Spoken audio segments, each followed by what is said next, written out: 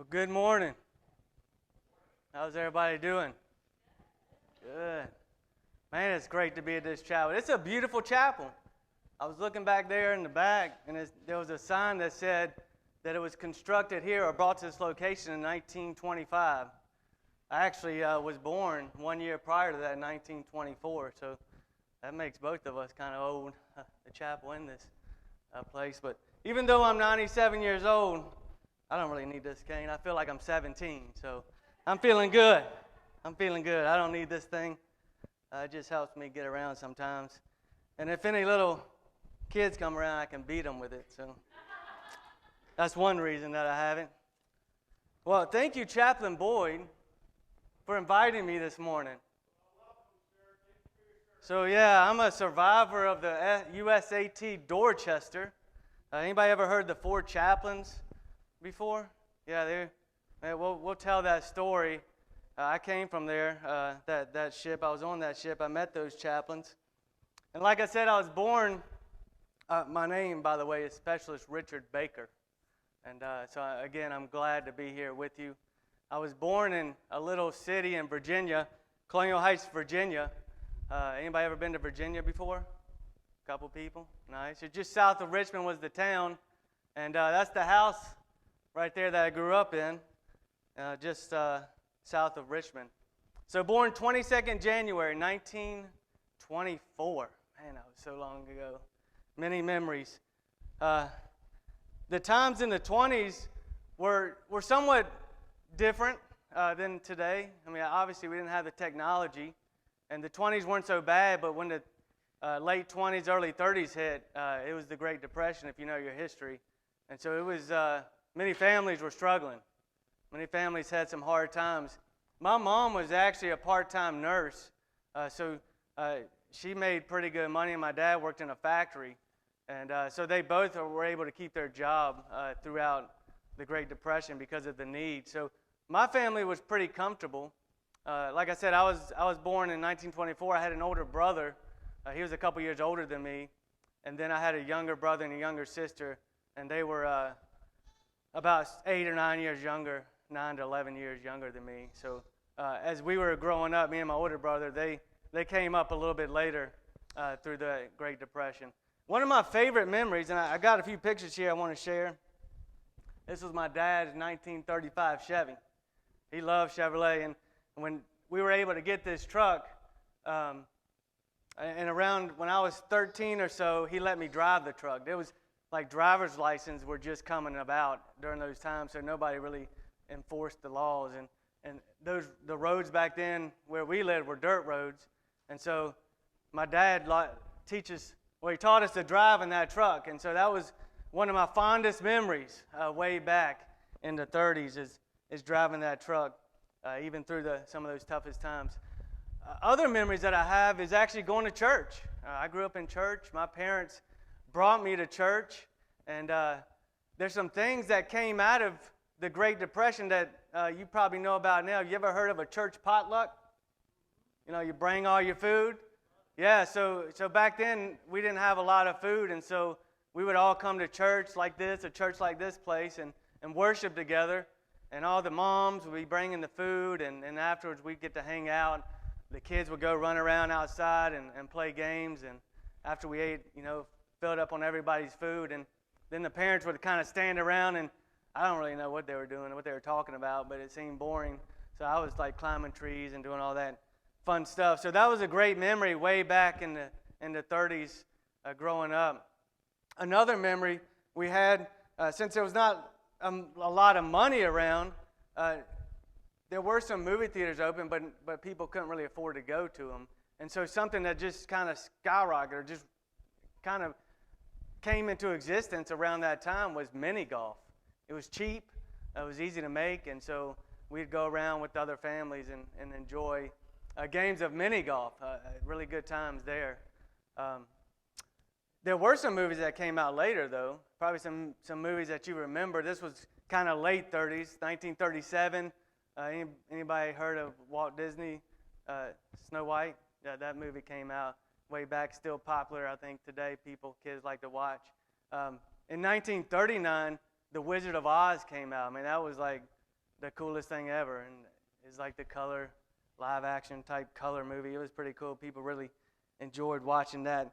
Another memory in the evening, because there was no TVs and phones and all this stuff, Netflix, the stuff that you guys have today, we would sit around, and the kids would sit on the floor, the parents would be like on the couches, the chairs, and we'd have a radio, and there were some comedy shows that we were able to listen to, and it was just such a good time as a kid, having those memories, even though we didn't have a lot of money and a lot to do, and there was rumors of wars and things like that, and the Great Depression we were going through, there were some good memories that we had as a kid. And one of those church services that I was in, I was like sitting on the back row, and the pastor got up, and he was preaching, and I wrote down a verse, and it stuck in my head. He wrote, John 15:13 is what he wrote, or what he shared, and the verse was, "Greater love has no one than this, that someone lay down his life for his friends." And I was a little kid, and I heard that, and I was like, who in the world would do that? I mean, it sounds heroic, but why would anybody want to die? Why would someone want to give up their life so that someone else could live? It just, as a kid, it didn't make much sense, because I had a full life ahead of me, and so I would never imagine wanting to give up my life for someone else. So it was somewhat awkward as I heard that, but I just kept it in the back of my head. The music of the day, can anybody guess what the pop music of the day was? The popular music? No? Nobody's from that time? What? The biggest? Swing music, yes. Yeah, you're old too. Yeah. So swing music, that was popular. I mean, that was, I didn't like it, but I mean, there's a lot of people that did. Yeah, and so, like I said, we were in the Great Depression, and there was like a presidential election, and FDR was voted in, and his campaign was like, I'm going to make America better. That was really his campaign, and he had this new deal that he wanted to do to bring America out of this recession, this Great Depression we were in. And after 2 terms, he actually pretty much did it. He did a pretty good job bringing us back to that time in our life. And then in December 1941, what hit? You guys should know, because, yeah, Pearl Harbor. So the Japanese attacked Pearl Harbor, and I mean, we're here in Schofield Barracks, and we know just not too far from here, or even here as well, the Japanese hit. So when that incident happened in 1941, we're out of the Great Depression. We're moving forward as a country, and when that hit, it just, for me, it motivated me to join the Army. And so on my 18th birthday, January 22nd, 1942, I enlisted in the United States Army. And I was excited about what the future would hold. I think I've got some pictures. Yeah, so they sent me to Camp Lee. That was right near my hometown, like a couple miles from where my parents lived. And I did basic training there. That's me hanging in the back there, if you see, like one-armed. I just jumped like this. No, I'm just kidding. I'm just kidding. I wasn't that strong. It was fun. So 13 weeks of basic training. I mean, it was fun. I enjoyed it. A lot of memories, friendships. And then after that, I did some other training, like combined arms training. And then there was some more training. It's like just training all throughout that year at Camp Lee. I think here's a chapel that I was part of. Pretty cool chaplains. It looked a lot like this chapel, actually. That's at Camp Lee. And so enjoyed learning underneath those chaplains about the Word of God. Let's see what my next. Oh, this is what they taught us, how to drive a truck. Look what it is, a 1935 Chevrolet. And I already knew how to drive it because my dad taught me way back when I was like 13 years old. So that was not hard for me to learn how to drive Army vehicles. That's in your motor pool. So this would happen.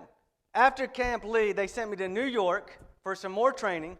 I've got my notes here because I'm forgetful. And on January 22nd, so this is my 19th birthday. My 18th birthday, I joined. My 19th birthday, after a year of training, I found myself on the USAT Dorchester. Now, before I got on that ship, we went to New York for a few weeks. final training, preparation to get on. And they told us that this ship was a cruise ship. Man, me and my buddies were excited. Like, we're getting on a cruise ship. But just like Army fashion, they ruined everything. They ripped out everything that was luxurious, that was part of a cruise. I mean, this was a floating Schofield barracks. Boring. Like, nobody wanted to be a part of it. It was boring. It was an Army installation. So, here's the ship. It's kind of hard to see up there, but from the outside, it looked like a cruise ship. On the inside, it was all beds, places to eat, and that's it. No fun. No fun on the ship. The Army ruined it. So we left New York City on my 19th birthday, and we didn't know where we were headed to. They didn't tell us where we were going, what we were doing, what was our mission. We were loaded up, we had our gear, and we took off. And so we landed in Newfoundland, Canada on 27th January, 1943. So like 5 days later, we landed up in Canada, and they said, we're going to be picking up supplies, dropping off some things, refueling. And they said, you'll get a couple days off the ship, man. We were excited. Once again, like the cruise ship didn't work out, but now we get to go stay in a hotel. We get the nice food. Like, everybody's going to love on the soldiers. This is what we did. Ruck march. We got off with all our gear, and they took us on a 10-mile ruck march. I'm way in the back there. You can't see me. But I'm back there. And we stopped in Newfoundland. And that was, we did training for those 2 days. While they were getting new supplies on the ship, while they were fueling things up, they put us out, and we were training. So that's what we were doing on 27 to 29 January. Then we returned to the ship, and we were headed, again, we knew we were going across the ocean, the Atlantic Ocean, but we weren't sure where we were going. There was a lot of rumors about where we were going. Like, all these young soldiers weren't sure about war. There was rumors of war. We were nervous about it. Yes, we were trained, but still, this was the first time that we ever left our country. For some people, they never left their state. For even other people, they never even left the city that they grew up in. So leaving home, leaving parents, leaving family behind was a big deal. Not knowing where you're going, when you're coming back. Because in those days, you didn't have orders that say, oh, you're going for this time and coming back. It was unknown of where we were going and what we were doing. So some people said, oh, we're headed to Africa. Like, there's some things going in Africa that we're going to. Some people said we were headed to like Europe or England, because there was a potential of Hitler was going to invade that area. So that was part of the plan. And then other people said we were just going to end up somewhere in the bottom of the ocean. So it was crazy to like hear all these stories and unsure of the destination, because pretty much we were young and dumb and first time leaving home. But there was these 4 men, lieutenants, on the ship. So like we would see them, like most of the officers would stay to themselves, but these 4 lieutenants, they would like intermingle with all of the soldiers. They would talk to us, they would encourage us, and I knew about who chaplains were because I went to chapel, but some of my buddies, they had no idea what a chaplain was. So when they saw like a cross on someone's uniform, they weren't sure of what that was. But these 4 men, these guys, they got right into like the training. They're actually in that rug march where, some of the officers did not participate in that. They were right there in the middle of that rug march doing the training with us. And so that got us excited about, man, there's some people here to support us. And these were older men, older officers, and they were encouraging. And so it almost felt like a father figure, like we had family around us. I think here's the picture of these 4 guys here. And I'm going to tell you a little bit about them. Chaplain Good, there, the first one there, he was a Jewish rabbi. And he was also, like me, drawn to join the Army because of Pearl Harbor. Same similar situation. He was wanting to go to the Navy first, and he got rejected by the Navy for some reason. And then he also desired an overseas tour. So he was, every commander, every person he came around, he's like, get me overseas. I want to be where the people are in the fight. And so that was him, the Jewish rabbi. Then there was Chaplain John Washington all the way over here on the end. He was a Roman Catholic priest.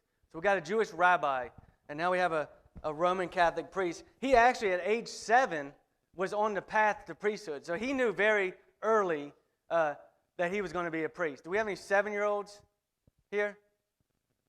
Oh, there's one. You want to be a priest? No. Oh, okay. All right.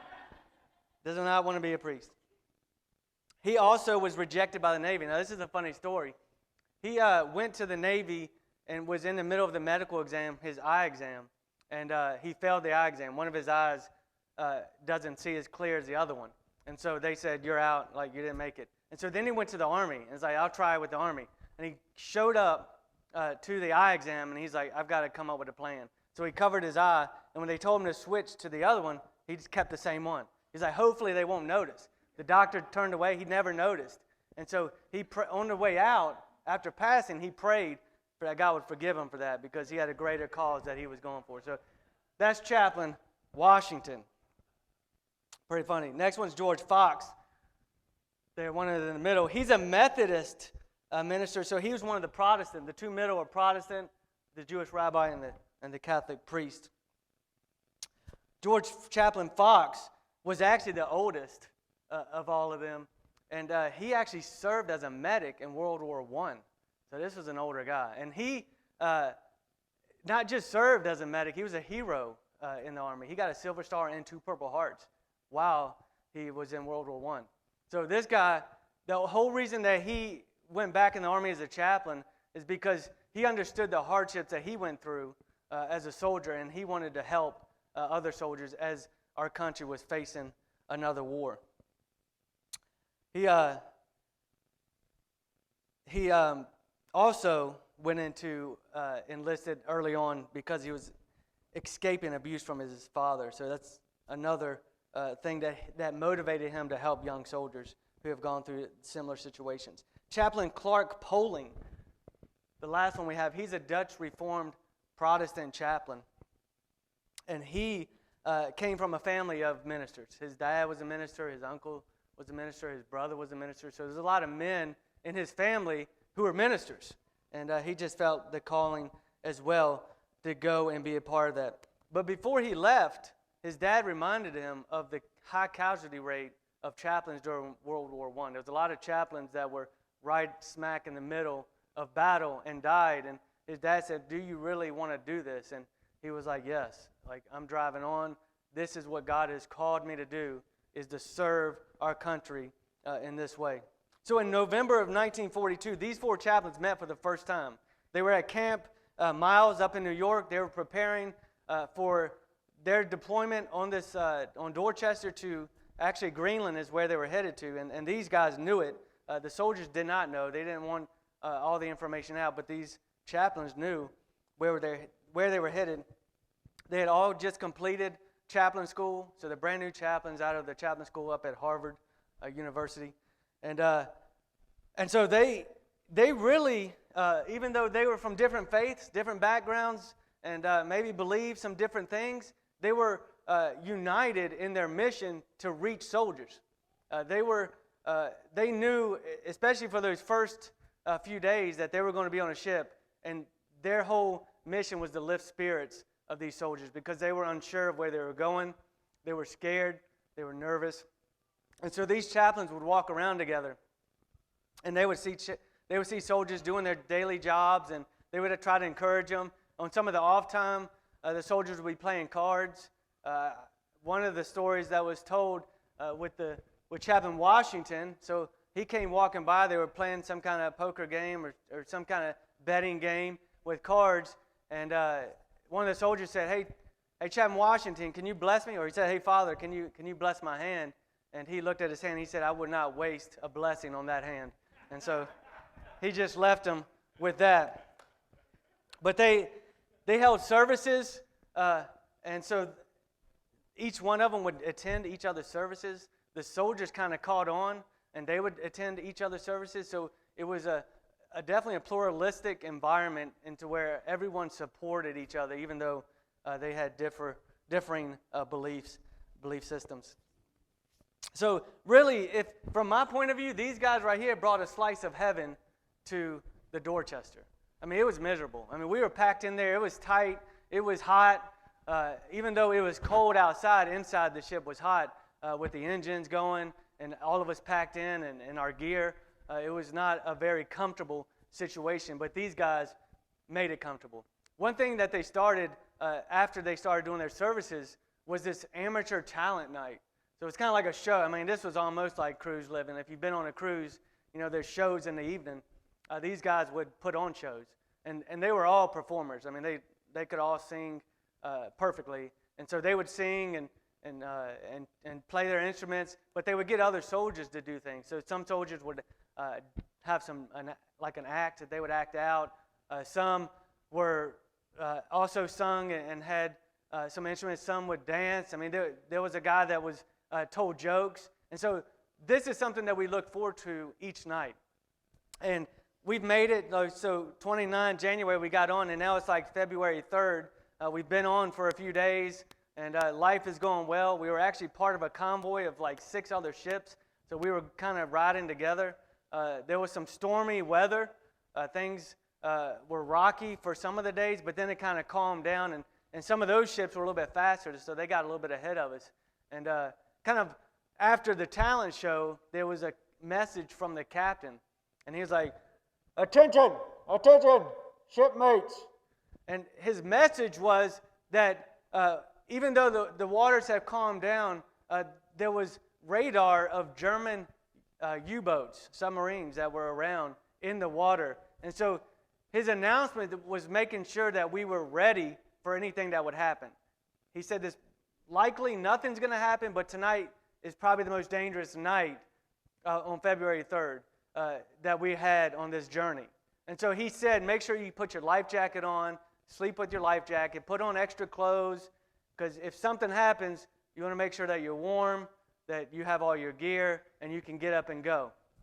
And so a bunch of us soldiers, like, we kind of ignored it. Like, I mean, we were doing fine. I mean, we just had enjoyed one of the best talent shows, amateur nights, and we were excited about just going to sleep, waking up, and hopefully all that was over. As we were going to sleep, the chaplains would be walking around, and they'd be saying, "Hey, make sure you got your life jacket on. Get your clothes, get your gear, get your gloves." Like, remember what the captain said? Like, we've got to make sure that we're ready for whatever's going to come this evening. And some of us would put it on just, you know, as they were walking through, and we would take it off because, like, whatever. We do what we want to do. That's how we are, right? That's how young soldiers are. And so some people actually kept them on, but a lot of people did not because it was just too hot. It was too hot to wear it. It was bulky. I mean, life jackets back in those days were like chunky. They're not like they are today, a little bit slim. So we did not want to wear those life jackets. So that message came on. Chaplains reinforced the message. Just after midnight, it was like, boom! Something hit the side of the ship. It was a torpedo from a German U-boat. Everybody in the engine room instantly dead. I mean, this ship was flooding quick. We were all sleeping. Obviously, we woke up at that point, and now we're like looking for stuff that we didn't have on that we were supposed to have on, but it's completely dark. There's no lights anymore. We're in the middle of the night. Lights are out. The engine room was hit, and so we're running around. Everybody's headed to the main stairs. It was chaos. It was confusion. It was craziness. Those stairs were like closed up, so now we're backing back down the stairs. We're heading to the back stairs, which are a lot narrow, and trying to get a lot of people up. And it was crazy. So as we were getting closer to the top decks, we see the chaplains had like organized themselves together. Again, always together. And so one chaplain was saying like, go this way, directing people. This is how you get to safety. Another chaplain, the medic, he was bandaging up people. Like people were bleeding, they were hurt, because they were hitting things as they were walking out. And he was bandaging them up. Another one was praying for people at that moment. I mean, they were all in it together, again, self-sacrificing themselves to help the soldiers find safety. Now, from the time we got hit until the whole ship went underwater was 22 minutes. It was quick. I mean, can you imagine 22 minutes of chaos? And there was no time for lifeboats to get into the water. I think 2 made it into the water. And there was just no time for any of that. It was complete chaos. We were running around, and those who had their life jackets on were jumping off the ship and floating there in the water, and there was a little red light that was blinking. So you could see like these red lights all out in the area, and there was just, it was chaos. And so I found myself without a life jacket. I was standing there, and these four chaplains, I think I have a picture of that as well. So here I am. And somebody took that picture. That's crazy. Anyway, I guess that wasn't funny for you guys. There's the four chaplains. I'm standing on the other side, and he gave me his life jacket and said, take my life jacket. They don't have anything. They've given up their life jackets. They've given up their gloves. They've given up like their jackets. Like they pretty much said, like, we're going down with the ship. And that's the moment that I thought back as a kid.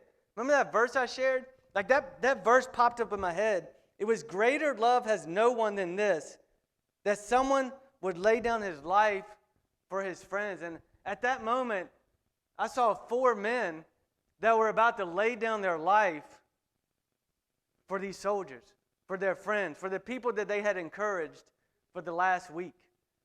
I mean, they were like, we're giving our all to you guys.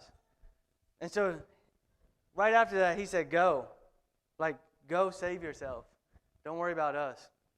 And so I was looking back, the ship was going down, and these four chaplains, the rabbi was praying in Hebrew, the priest was praying in Latin, the two Protestant chaplains were praying in English, and then as the ship was going down, we could all hear, there's a bunch of red lights everywhere in the water, and that's all you could really see, but you could hear four faint voices singing worship songs. I mean, these guys were singing, holding hands as the ship went down.